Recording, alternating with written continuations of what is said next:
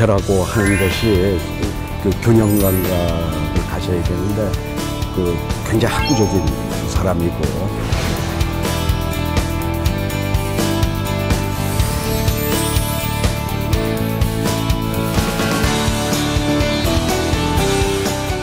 대개 그 언론계나 뭐 검찰 출신 이 정치인들을 보면 좀 특권을 누리다 온 사람들이 돼가지고 좀 못된 버르장머리들을 가진 사람들을 봤는데 굉장히 사람이 그 겸손해요.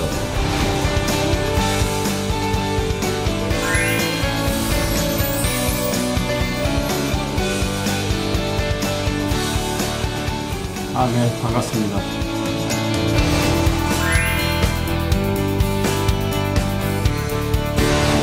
외부에서부터 학구파 느낌이 물씬 풍기는 것 같습니다. 이상일 의원님 반갑습니다. 네, 안녕하세요. 네, 유인태 의원께서 한마디로 반듯한 선비 같은 사람이다 라고 표현을 해주셨습니다. 이 표현 어떻게 생각하세요? 너무 과분한 칭찬을 해주셔서 참으로 황공하다고 생각합니다. 그래서 이 존경하는 유인태 선배께서 말씀하신 대로 공부하는 정치인, 균형 감각을 잃지 않는 정치인, 남을 배려하는 정치인, 이런 정치인이 되도록 노력하겠습니다. 네, 유인태 의원께서 여러 칭찬과 함께 영상 편지도 남기셨거든요. 지금 한번 확인해 보시겠어요? 네네.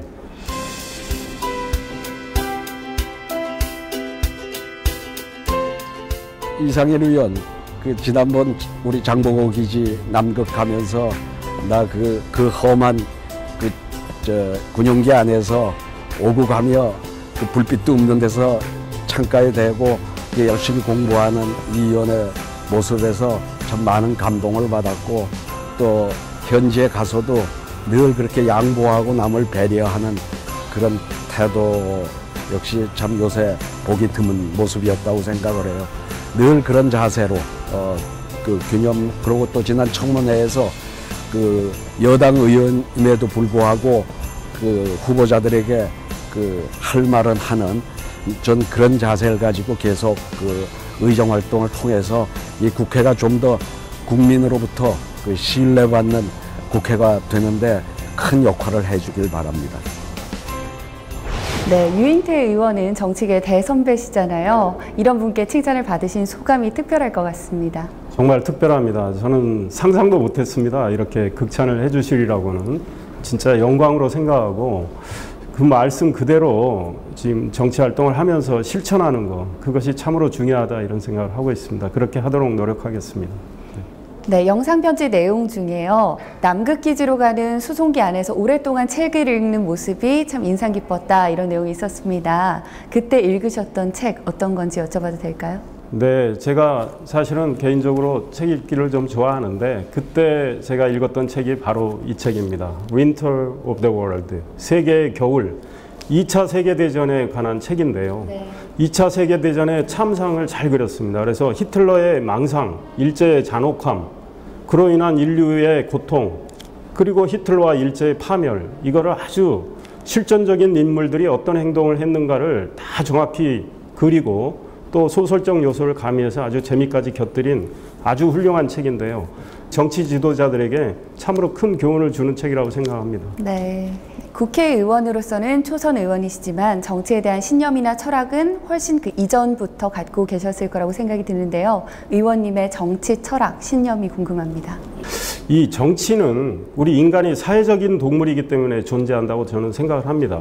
그런데 우리 인간이 살면서 다 생각이 다릅니다. 그래서 중요한 것은 모색을 해나가고 대화를 해나가고 타협을 해나가는 겁니다. 그래서 저는 정치를 한다는 건 결국은 소통을 한다는 것이고 그 소통을 해야 우리 생각이 접점을 찾아진다고 봐요. 그래서 나만 옳다는 생각, 이렇게 하면 독선이 생기고 정쟁이 생깁니다. 그래서 도량 있는 정치를 하려면 우리가 소통 능력을 키워나가고 동굴의 우상, 나만 옳다라는 이런 생각을 버려야 된다고 생각합니다.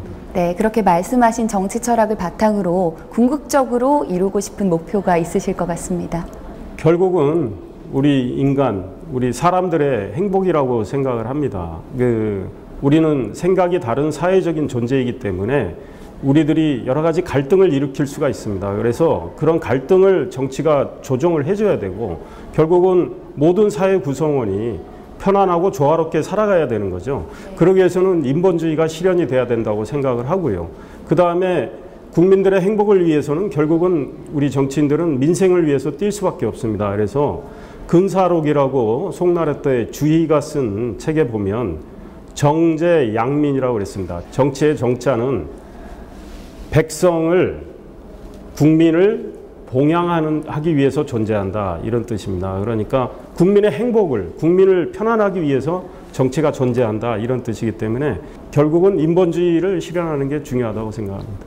네, 그 인본주의를 실현하시겠다는 정치에 대한 소신과 또 목표가 확실하신 만큼 의원님이 앞으로 펼치실 의정 활동도 많은 기대가 되는데요. 그만큼 기대가 되는 것이 의원님이 오늘 칭찬해 주실 칭찬 주인공입니다. 그래서 바로 칭찬 토크로 넘어가 보도록 하겠습니다.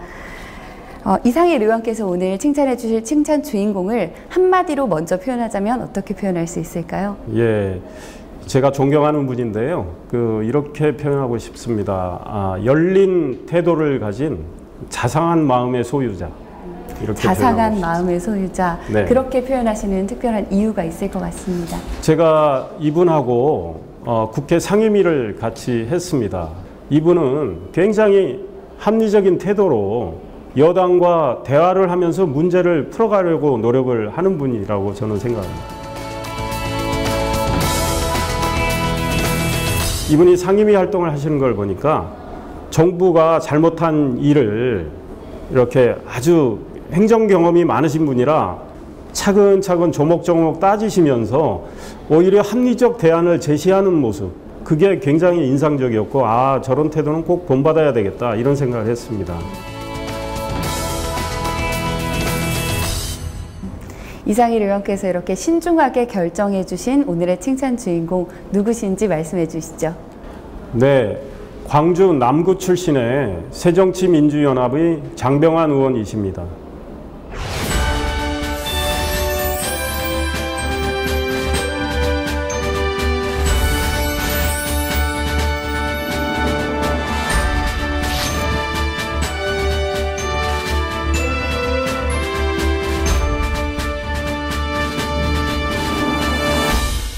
그렇다면 장병환 의원님께 평소 하고 싶었던 말씀 있으시면 영상 편지로 저희가 전달을 해드리도록 할 테니까요. 카메라 보고 의원님께 말씀해 주시면 됩니다.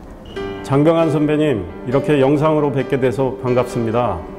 지난 예산 소위 때 우리 장 선배님께서 제가 ITU 정권의 예산 깎지 말아달라, 또 창조경제 예산 지금 깎는 건 타이밍이 아니다, 이런 말씀을 드렸는데 이상일 의원 말이 맞다면서 받아주신 것 참 이제 와서 그때도 감사드렸지만 또 한 번 감사드립니다.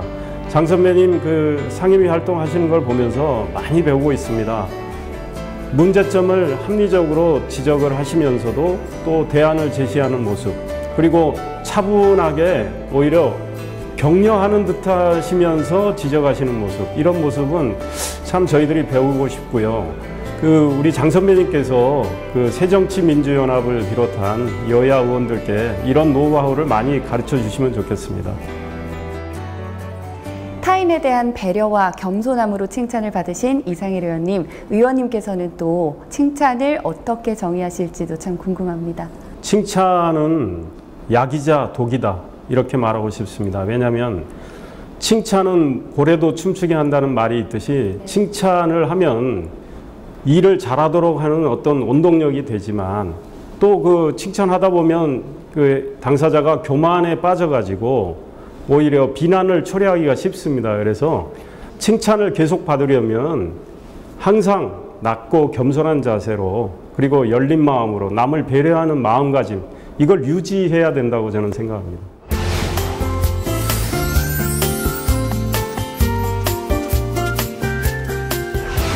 네, 칭찬받으신 내용처럼 늘 균형 감각을 잃지 않고 국민의 작은 목소리에도 귀담아 듣는 이상일 의원님의 많은 의정 활동 기대하겠습니다. 감사합니다. 네, 감사합니다. 열심히 하겠습니다.